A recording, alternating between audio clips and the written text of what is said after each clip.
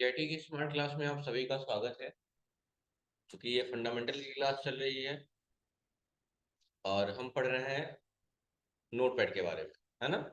कल हमने कुछ शॉर्टकट की वगैरह लिखा था और उसके एक एक करके अप्लाई करके देख रहे थे हम, है ना। तो रन कमांड की शॉर्टकट की क्या होती है? विंडो प्लस कीबोर्ड में एक विंडो बटन बना होता है और अल्फाबेट्स में एबीसीडी में आर भी होता है। तो इसी विंडो बटन के साथ आर दबाते हैं तो क्या आता है आपका? ये आपका रन कमांड आ जाता है। क्या लिखा हुआ है? Run command. ठीक है। इसमें जो भी कमांड आप देना चाहते हैं दे सकते हैं। हमें क्या लिखना है? NOTEPAD note pad. और क्या कर देंगे? या तो माउस से ओके करिए क्लिक करके, है ना। क्लिक करेंगे ना, आप राइट क्लिक तो करेंगे नहीं। तो या तो माउस से क्लिक करिए या इंटर दबा दीजिए। जिससे टाइम आप बचा पाए उसका इस्तेमाल आप करें। ठीक है। अच्छा, शॉर्टकट की का इस्तेमाल क्यों किया जाता है? टाइम को रिड्यूस करने के लिए। मतलब कम टाइम में ज्यादा काम हम कर सके। जो स्टेप फॉलो करेंगे उतने में क्या कर लेंगे? जैसे मान लो कॉपी करने के लिए राइट क्लिक तब कॉपी और सर कंट्रोल सी दबा दिया, है। तो इसमें सारा हो गया था ना। हाँ, इसमें हो गया था। हम बात कर रहे थे एडिट में, यही ना। और पहला ऑप्शन क्या दिया हुआ है? अंडो। जो नए होंगे वो शॉर्टकट के लिख लेंगे और मैं बोल रहा हूँ नोट वो सुनते भी जाएंगे। Undo, control Z, cut, control X, copy, control C, ऐसे लिख लीजिएगा आप लोग कॉपी में। जो लोग भी आज फर्स्ट डे की क्लास ले रहे हैं वो नोट करते रहे। ठीक है। अब बाकी लोग सुनिए। अंडो, अंडो का शॉर्टकट क्या दिया हुआ? Control plus Z. क्या लिखा हुआ है? Control plus Z. इसका मतलब होता है, लिखिएगा अंडो के सामने ही वन स्टेप बैकवर्ड। लिख लीजिएगा वन स्टेप बैकवर्ड, यानी एक कदम पीछे आना। कंट्रोल प्लस जेड का मतलब होता है वन स्टेप बैकवर्ड, एक कदम पीछे आना।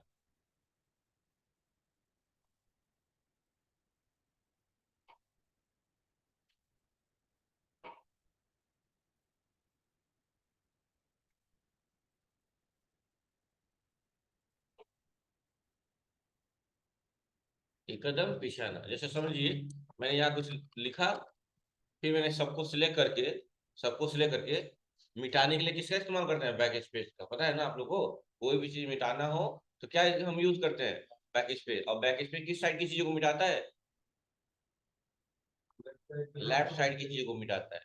और डिलीट बटन लिखने के मामले में राइट साइड की चीजों को मिटाता है। बताया तो सब लिखवाया है। मान लो बैक स्पेस दबा दिए, मान लो ये चीज जो अभी हुई, जो मैंने सिलेक्ट किया मिटाया, ये चीजें मान लीजिए हमें हमसे गलती से हुई, बाई मिस्टेक हमने इसको इरेज कर दिया, डिलीट कर दिया। अब वापस कैसे लाएंगे इसको? तो वही कंट्रोल के साथ जेड दबाएंगे, जिससे अंडो बोलते हैं। क्या बोलते हैं? कुछ लोग अंडू बोलते हैं, कुछ लोग अंडो बोलते हैं। अंडू, अंडो जो भी इस्तेमाल करना प्रोनाउंसिएशन कर सकते हैं। इंग्लिश का कोई एग्जैक्ट प्रोनाउंसिएशन नहीं हो पाया है। तो कंट्रोल जेड का इस्तेमाल करेंगे जिसे बोलते हैं अंडो। और इसका मतलब होता है वन स्टेप बैकवर्ड, यानी जो अभी आपने जो स्टोरी आपके साथ हुई उसको वापस से लाइए। कंट्रोल जेड आगे वापस जो मिटाए थे, यही होता है कंट्रोल जेड। मतलब जो चीज गलती हुई वापस आके उसको सही कर लिया। समझ रहे हो ना? लाइफ में ऐसी चीजें नहीं है, सिस्टम में है। एक कदम पीछे जाकर उस चीज को सही किया जाता है। तो समझ में आ गया ना कंट्रोल जेड का मतलब क्या होता है? कंट्रोल जेड का मतलब क्या होता है? One step backward. शॉर्टकट की क्या होता है? Control plus Z. उसके बाद दिया हुआ इसी में कट। अब सुनिएगा यहाँ से, कट, कॉपी, पेस्ट, ये तीनों एक दूसरे से रिलेट है। कट करे तो भी पेस्ट करेंगे और कॉपी करे तो भी पेस्ट करेंगे, लेकिन फर्क क्या है सुनिएगा ध्यान से। जैसे कि मान लीजिए दो लोकेशन है, ये दो लोकेशन है, लोकेशन ए है, लोकेशन बी है। दो लोकेशन है हमारे पास। और इस लोकेशन पे, लोकेशन ए पे एक फोल्डर है या एक फाइल है, जो भी कह दीजिए, जीआईटी के नाम से। किस नाम से? जीआईटी के नाम से। और अगर हम इसको कॉपी कर लेते हैं, क्या कर लेते हैं? कॉपी कर लेते हैं। और किस लोकेशन से? किस लोकेशन से? लोकेशन ए से। और इसको लाके पेस्ट कर दे रहे हैं।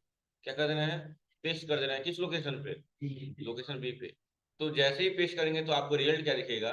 कि यहाँ पे भी एक फोल्डर आ गया होगा। किस नाम से? जीआईटी नाम से। और यहाँ तो पहले ही से है ही है। यहाँ तो है ही है, यहाँ पे भी आ गया सेम फोल्डर, यहाँ पे भी सेम फाइल, यहाँ पे भी आ गया। ये क्या बताया मैंने? Copy paste. है ना, कॉपी पेस्ट। लेकिन दूसरा कंडीशन समझिए, वही सेम लोकेशन ए और लोकेशन बी, और यहाँ पे एक फोल्डर है या फाइल है किस नाम से, जीआईटी नाम से, और इस बार कॉपी ना करके क्या कर दे रहा है, कट कर दे रहे हैं, और यहाँ लाके क्या कर दे रहा है, पेस्ट कर दे रहा है। तो जैसे ही पेस्ट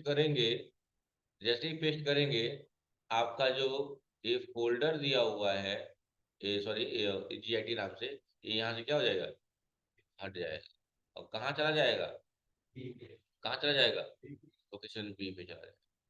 यानी अब पहले लोकेशन पे डाटा नहीं रहा, पहले लोकेशन में डाटा नहीं रहा, डाटा का लोकेशन क्या हो गया, चेंज हो गया। किस प्रोसेस से, कट पेस्ट से, कट पेस्ट। जैसे कंडीशन समझिए, तो ये सब दिमाग में आपके होने चाहिए कि कब हम कट पेस्ट करेंगे, कब कॉपी पेस्ट करेंगे। जैसे मान लो एक कंडीशन दिया जा रहा है कि कोई आपका डॉक्यूमेंट है, क्या है, कोई आपका डॉक्यूमेंट है, इस पे 2-3 लाइनें लिखी हुई है, 1 2 3 ऐसे लिखी हुई है, लेकिन किसी ने आपसे ये कह दिया कि जो पहली लाइन आपने लिखा है वो पहले पे नहीं होनी चाहिए थी, वो तीसरे पे होनी चाहिए, मतलब थर्ड टाइम, तीसरे स्थान पे होनी चाहिए थी। आपने इसको पहले स्थान पे लिखा है, वो किस स्थान पे होना चाहिए था, तीसरे स्थान पे होना चाहिए था। तो पूछता है, क्वेश्चन ऐसा पूछता है कि इस मेथड में हम किसका इस्तेमाल करेंगे, कट पेस्ट का या कॉपी पेस्ट का। तो जब लोकेशन चेंज करने वाली बात आएगी तो क्या होगा, कट पेस्ट। लेकिन अगर मैं ऐसा ही बोलता कि जो पहले लाइन पे लिखे हैं वही सेम लाइन चौथे पे भी लिख दीजिए, तो समझ रहे ना, ये सब दिमाग में आप रखिएगा कि कब कट पेस्ट करेंगे और कब कॉपी पेस्ट। समझ में आ गई बात ना। तो कॉपी पेस्ट से क्या होता है, डाटा दोनों जगह रहता है, और कट पेस्ट से क्या होता है, डाटा का लोकेशन लोकेशन चेंज हो जाता है एक स्थान से दूसरे स्थान। तो बताइए, पहले लोग पिक्चर भरवाते थे मेमोरी कार्ड में 10 रुपए में, तो दुकानदार क्या करता था, कॉपी पेस्ट या कट पेस्ट, इन्होंने कट पेस्ट करके फिर ढूंढेगा आपको, लाओ पिक्चर वापस कर दो, तो क्या करता था वो, कॉपी पेस्ट करता था, है ना, सही है ना। चलिए, तो कॉपी पेस्ट समझ में आ गया। तो कॉपी करे तो भी पेस्ट करेंगे और कट करे तो भी पेस्ट करेंगे, यानी कि ओवरऑल पेस्ट दोनों में क्या है, कॉमन। क्लियर है। चलिए, तो अंडो हो गया, कट हो गया, कॉपी हो गया, पेस्ट हो गया। अभी डिलीट तो जानते ही हैं आप लोग, किसी चीज को डिलीट करने के लिए। हाँ, जो लोग नए हैं वो जान लीजिएगा, ये लिखा हुआ है GIT, और हमारा कर्सर कहाँ है, टी से पहले, और कर्सर के लेफ्ट साइड में क्या है, टी है। तो दो चीजें होती है, कीबोर्ड में एक बैक स्पेस बटन होता है जो उसको मिटाने का काम किया जाता है। देखो, मैं मिटा रहा हूँ, टी मिट गया, फिर मिटा रहा हूँ, आई मिट गया, फिर मिटा रहे हैं, जी मिट गया, मिट रहा है ना। तो अगर वही कर्सर अगर यहाँ पे कर दे, आई और टी के बीच में, अब और बैक स्पेस दबाएं, तो आई मिटेगा, टी नहीं मिटेगा, जी मिटेगा। देख रहे हैं, अब कुछ दबाइए, कुछ नहीं मिटेगा। तो बैक स्पेस जो बटन होता है वो अपने से कर्सर के लेफ्ट साइड की चीजों को मिटाता है, लेकिन लिखने के मामले में डिलीट बटन, कौन सा button, delete button, right side की, देखो मैं डिलीट दबा रहा हूँ तो देखना, आई ना मिट के टी मिट जाएगा, देख रहे हैं ना। और यहाँ पे रख रहा हूँ कर्सर, यहाँ कर दिया, जी से पहले कर दिया, अभी डिलीट दबा के क्या मिटेगा, जी। अब डिलीट बटन क्या करता है, लिखने के मामले में राइट साइड की चीजों को डिलीट करता है, और बैक स्पेस, जो भी लोग नए हैं वो लिखते रहिए क्योंकि पुराने लोग लिख चुके हैं। जो नए आए क्लास लेने वो लोग लिख लेंगे कि बैक स्पेस से लेफ्ट साइड की चीजें मिटती हैं, और डिलीट बटन से राइट साइड की चीजें मिटती हैं। दे दीजिए।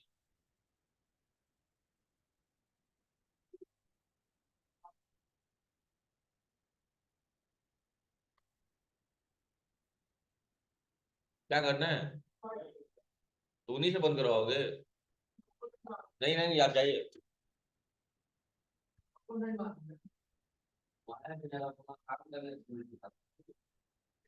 क्या करना है,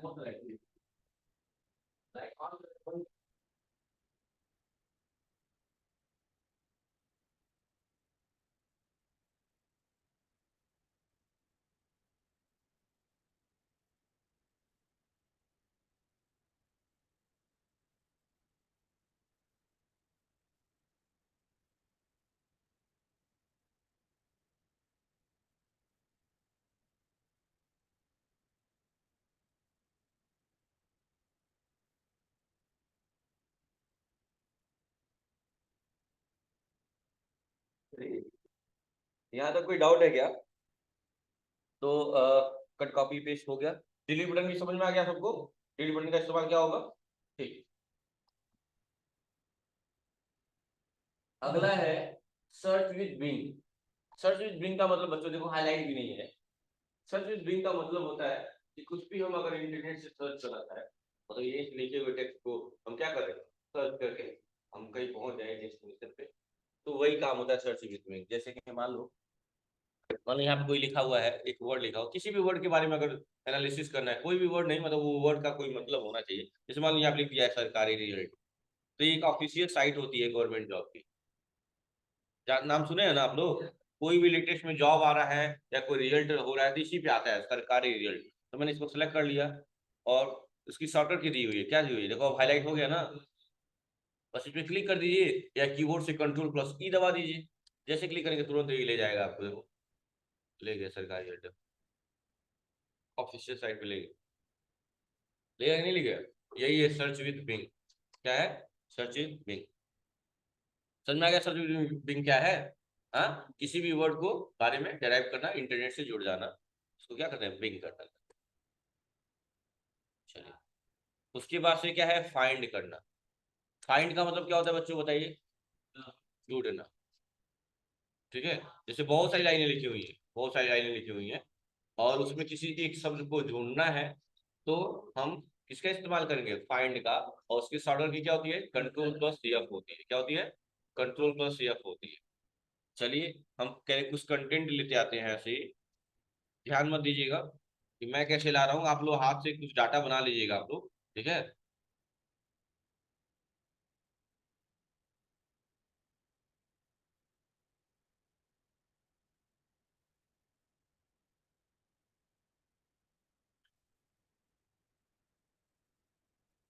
केवल डाटा है हमारे पास।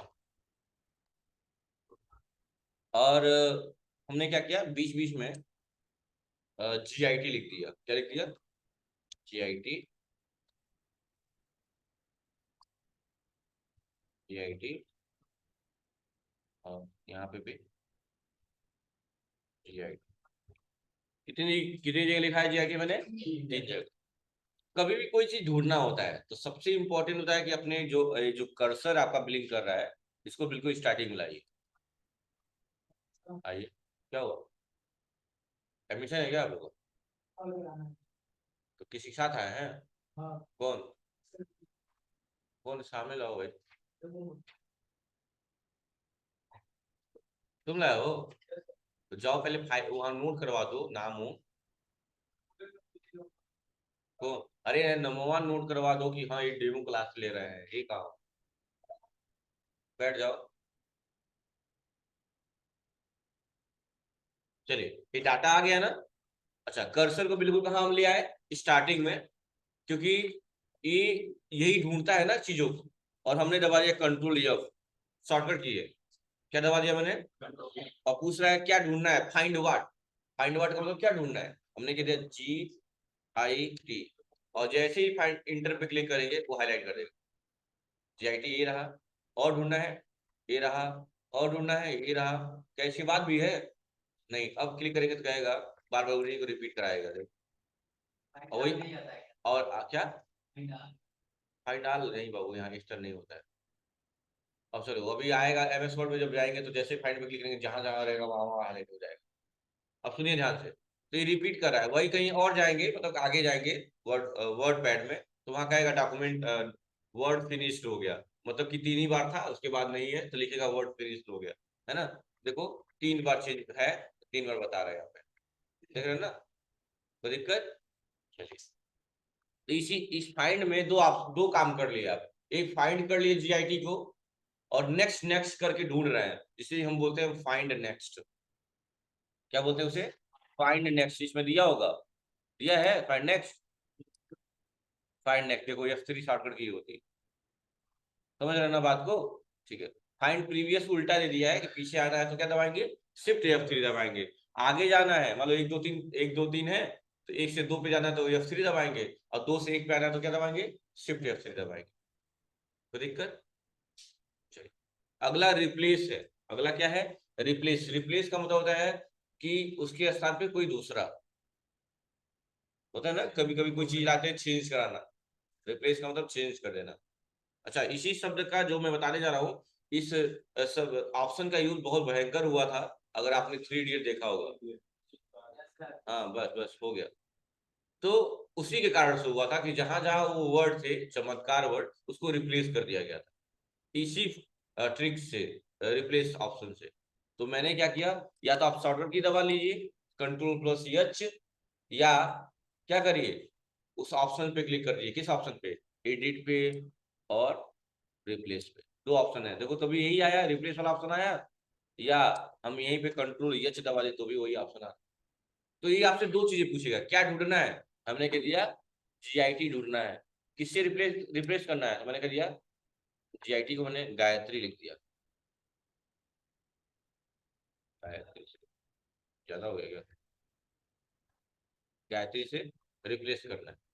और यहाँ एक ऑप्शन है रिप्लेस आल का, जैसे ही क्लिक करेंगे देखिए जहां जहां जीआईटी था वहां वहां गायत्री दिख रहा होगा। देखिए एक बार दिख रहा है। इससे क्या होता है, टाइम सेव होता है। और इससे बेनिफिट क्या होता है, जैसे हम ये काम खुद से भी कर सकते थे, लेकिन सोचियो हमें ढूंढना पड़ता है, पहले से तो हमें ढूंढना पड़ता है कहाँ कहाँ जीआईटी है, वहां वहां जाके हमें वहां वहां चेंज करना होता है। तो इस ऑप्शन का इस्तेमाल करने से फायदा क्या होता है कि जो कर्सर है आपका, कंपाइलर यहाँ पे काम करता है, लैंग्वेज प्रोसेसर, जो क्या करता है जहां जहां शब्द जीआईटी होगा उसको पकड़ पकड़ के गायत्री से रिप्लेस कर देगा। मतलब आपको मेहनत करने की जरूरत नहीं पड़ेगी। समझ में आ गई बात ना? ठीक है। गो टू है, यहाँ उसका इस्तेमाल नहीं है, आगे इस्तेमाल है। गो टू का इस्तेमाल किया जाता है पेज नंबर चेंज करने के लिए, मान लो 20-25 पेज का डाटा रहा है, जैसे मोबाइल में कोई पीडीएफ खोलते देखते हो ना, किस पेज पे डालना, डाल के जैसे क्लिक करते हो उस पेज पे पहुंच जाते हो, चौथे पांचवें आठवें जो उस पे, वैसे यहाँ पे इस्तेमाल किया जाता है किसी पार्टिकुलर पेज पे जाने के लिए। अगला है सिलेक्ट आल। सिलेक्ट करने का दो तरीका है, आप नॉर्मल माउस से सिलेक्ट कर लीजिए जितना सिलेक्ट करना है, अगर सारा सिलेक्ट करना है तो भी वही तरीका है, माउस से कर लीजिए, या कंट्रोल के साथ ये दबा दिए सब select। तो दिक्कत, चलिए उसके बाद से है time and date. Notepad में, सिर्फ नोट पैड में और कहीं नहीं, सिर्फ नोट पैड में अगर हमें डेट और टाइम लाना है तो उसकी शॉर्टकट की होती है F5, और कहीं नहीं काम करेगा ये, और कहीं F5 दबाए और डेट एंड टाइम आ जाए ऐसा पॉसिबल नहीं है। सिर्फ नोट पैड में F5 दबाएंगे तो डेट और टाइम आ, जो भी है आपका आ जाएगा। सही आया है? अच्छा, ये बात भी है यहाँ पे कि वही डेट एंड टाइम आएगा जो आपके सिस्टम में होगा भाई, क्योंकि जो भी सॉफ्टवेयर की इस्तेमाल कर रहा है ये किससे डेट एंड टाइम मांगेगा? सिस्टम से ही मांगेगा ना, और सिस्टम जो देगा प्रोवाइड करेगा वही तो करेगा। अगर ये बताओ आप जो बच्चे को सिखाओगे बच्चा वही बोलेगा ना। तो फिर वही बात यहाँ पे है कि सिस्टम में अगर गलत डेट एंड टाइम होगा तो यह 5 प्रेस करने से यहाँ पे गलत डेट एंड टाइम ही आए, क्योंकि वो सिस्टम ही उसको प्रोवाइड कर रहा है ना। चलिए, तो एक जो आप लोग लिखे होंगे या 5 डेट एंड टाइम, वहाँ ब्रैकेट में लिख लीजिएगा ओनली इन नोट पैड, यानी सिर्फ नोट पैड में ऐसा होता है।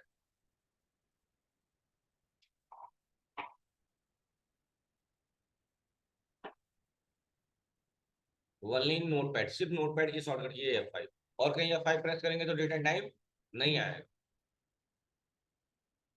क्योंकि F5 क्या है, F5 क्या है, फंक्शन की है। तो इसका अलग अलग जगहों पे अलग अलग यूज है। जैसे यहाँ पे क्या किया आपने, डेट एंड टाइम लाने के यूज किया। अगर नॉर्मल डेस्कटॉप पे रहते या F5 प्रेस करते तो क्या होता है, सिस्टम रिफ्रेश रिफ्रेश होने के लिए, या क्रोम पे है ब्राउजर पे यानी किसी, तो भी F5 से करेंगे तो क्या होगा, रिफ्रेश होगा, है ना। सही। तो आपका फाइल मेनू खत्म हो गया और एडिट मेनू खत्म हो गया, दो खत्म हो गया ना।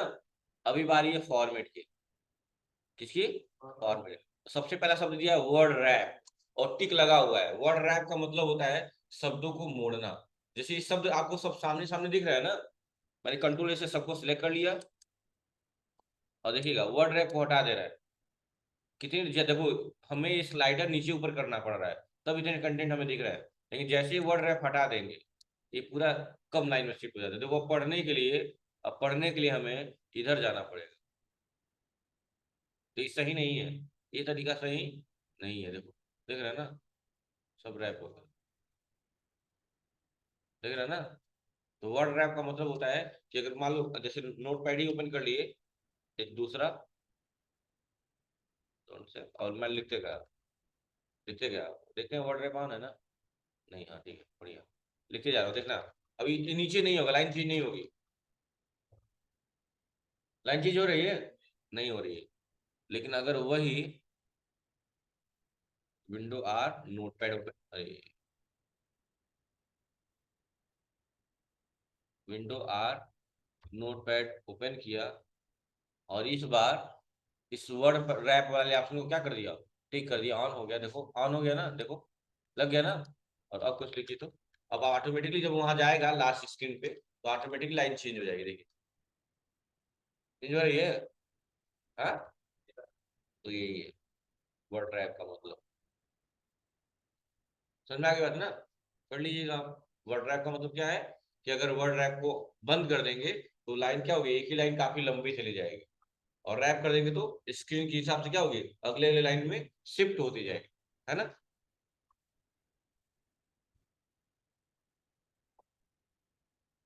ठीक है, कर लेंगे ना आप? अच्छा, नोटपैड में एक कमी है। कमी क्या है समझिएगा।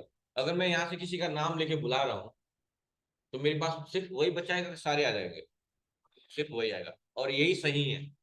वैसे ही अगर मैं चाहता हूँ कि जैसे कि पूरा मैंने सिलेक्ट करके मिटा दिया, मैंने अपना नाम लिख दिया, और मैं चाहता हूँ सिर्फ मेरे नाम की जो फर्स्ट लेटर है, यस, इसकी साइज को थोड़ा सा बढ़ा दूंगा, ठीक है? लेकिन किसको? भाई जिसको सिलेक्ट किया सिर्फ उसी पे। तो हम गए फॉर्मेट पे, फॉन्ट पे। अभी सारे टेक्स्ट की साइज क्या है, 36 है, 36 है।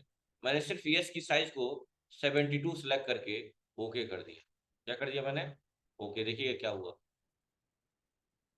हुआ क्या? तो नोटपैड में एक ड्रॉबैक है, ड्रॉबैक का मतलब एक कमी है, कि कभी भी कोई भी फॉर्मेटिंग हम एक टेक्स्ट यानी एक अक्षर पे करते हैं तो वह फॉर्मेटिंग सारे टेक्स्ट पे अप्लाई हो जाता है, हमारे न चाहते हुए भी। फिर से मैं रिपीट कर रहा हूँ, नोटपैड में जब हम किसी एक टेक्स्ट यानी एक अक्षर की जब फॉर्मेटिंग करते हैं तो वो फॉर्मेटिंग एक अक्षर की बजाय सारे अक्षरों पे अप्लाई हो जाता है, हमारे न चाहते हुए भी। क्योंकि मैंने सिलेक्ट किया था सिर्फ एस को, होना चाहिए था सिर्फ एस पे, लेकिन क्या हो रहा है, सब पर हो रहा है। ये क्या है, ड्रॉबैक माना जाता है। ड्रॉबैक का मतलब कमी। क्या होता है? कमी होता है। एक लाइन लिख लीजिएगा, नोटपैड में जब किसी एक टेक्स्ट की फॉर्मेटिंग करते हैं, फॉर्मेटिंग करने का मतलब क्या होता है बच्चों? फॉर्मेटिंग का मतलब होता है टेक्स्ट की size increase, decrease, bold, italic, underline, कुछ भी, है ना, फॉन्ट से रिलेटेड। नोटपैड में जब किसी एक टेक्स्ट की फॉर्मेटिंग करते हैं, जब किसी एक टेक्स्ट की फॉर्मेटिंग करते हैं तो वो फॉर्मेटिंग तो वो फॉर्मेटिंग उस टेक्स्ट के बजाय उस टेक्स्ट के बजाय उस टेक्स्ट के बजाय सारे टेक्स्ट पे अप्लाई हो जाता है। उस टेक्स्ट के बजाय सारे टेक्स्ट पे अप्लाई हो जाता है। सारे टेक्स्ट पे अप्लाई हो जाता है, हमारे न चाहते हुए भी।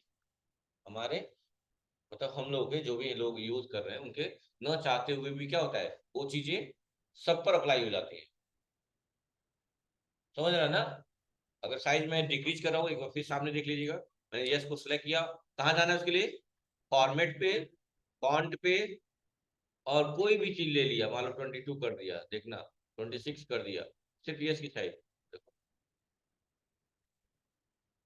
अच्छा, यस की साइज इस टाइम जो भी टेक्स्ट दिख रहा है सब बोल्ड है, बोल्ड मतलब मोटा है, देखो बोल्ड है यहाँ पे, देखो यहाँ बोल्ड लिया गया है। मैंने रेगुलर कर दिया, रेगुलर का मतलब नॉर्मल होता है, देखिए जैसे क्लिक करेंगे देखो नॉर्मल हो गया। लेकिन सब नॉर्मल हुआ ना? नोटपैड में यही दिक्कत है कि कोई भी काम करेंगे एक पे तो सब पर लागू कर देगा, है ना? लेकिन बाकी सॉफ्टवेयर में ऐसा नहीं होता है। बाकी सॉफ्टवेयर में क्या होता है, बाकी सॉफ्टवेयर में जिस पे आप करेंगे, जिसको सिलेक्ट करेंगे सिर्फ उसी पे अप्लाई होता है, बाकियों पे नहीं होता है। ठीक है, कोई दिक्कत?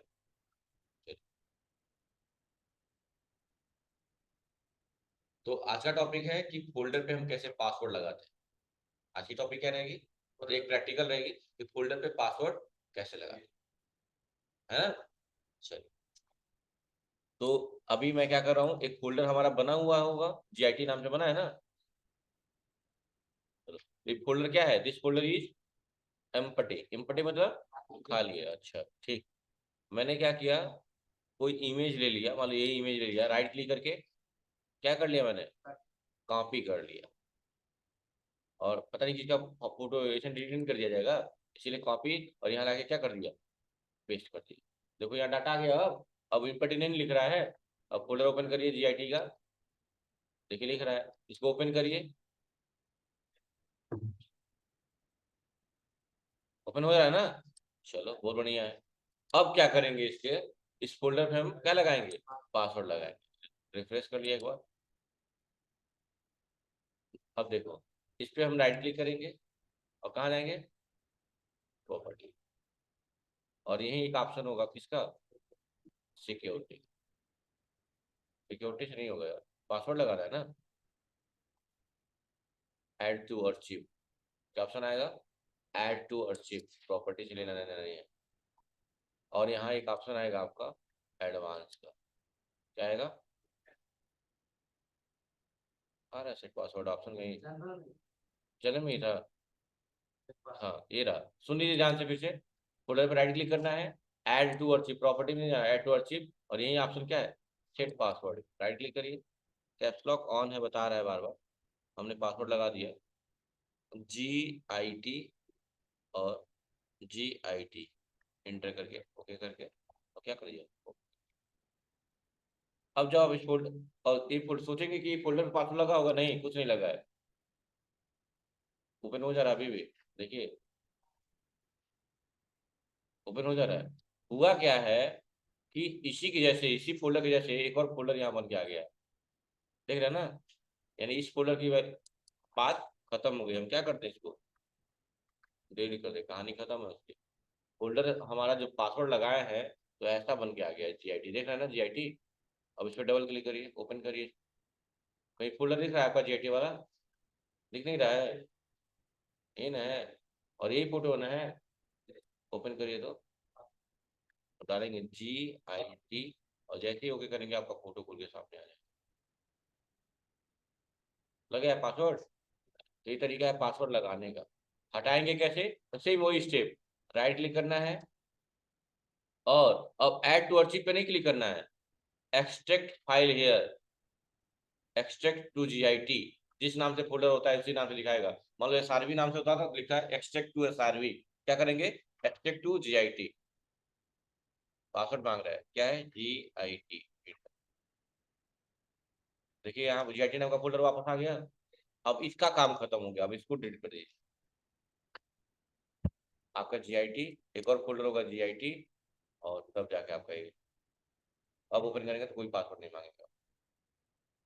ये आपका टास्क, मतलब टास्क है, कंप्लीट करेंगे आप, हो जाएगा। स्टेप लिखवाना पड़ेगा, हाँ लड़कियां, स्टेप लिखवाना पड़ेगा। क्या बात है, तो कैसे फोल्डर बना ले, बहुत बड़ा समस्या है। देखो ये SRV नाम का फोल्डर है, खाली है। हाँ, दो तरीका है, या तो फोटो को हम सिलेक्ट करके डायरेक्टली उसी में डाल दें, इसमें लाके छोड़ दें, देखो तो भी चला गया। कहाँ गया GIT के साथ, गया नहीं है, गया थोड़े नहीं लगा उस पर, इसमें लाके इसमें रख दीजिए, चला गया, क्यों नहीं जाएगा। आ गया यहाँ पे, फिर से इसको डिलीट कर दे रहे हैं। और दूसरा तरीका है कि क्या करें आप, फोल्डर पे राइट क्लिक करें, क्या करें, राइट क्लिक, कॉपी कर लें, और इस फोल्डर को ओपन करके यहाँ लाके क्या कर दें, पेस्ट कर दें। फोल्डर पे पासवर्ड लगाने के लिए इस पे क्या करना है, राइट क्लिक, और कहाँ जाना है, बस ये इस ऑप्शन का नाम लिख लीजिएगा आप लोग, ऐड टू वर्कशीट पे क्लिक करना है, तो भूल जाएंगे आप लोग प्रैक्टिकल करेंगे।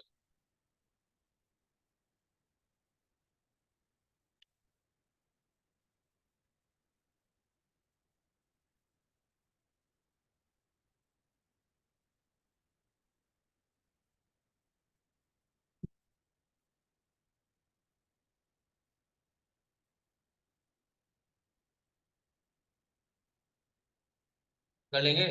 और ऐड टू अर्चिव पे जाने के बाद कहाँ जाएंगे आप, जनरल में पहले एडवांस में देता था, अभी अपडेट हो गया है, ठीक है। एडवांस में पासवर्ड का ऑप्शन देता था, अभी जनरल में क्या ऑप्शन दे रहा है, सेट पासवर्ड।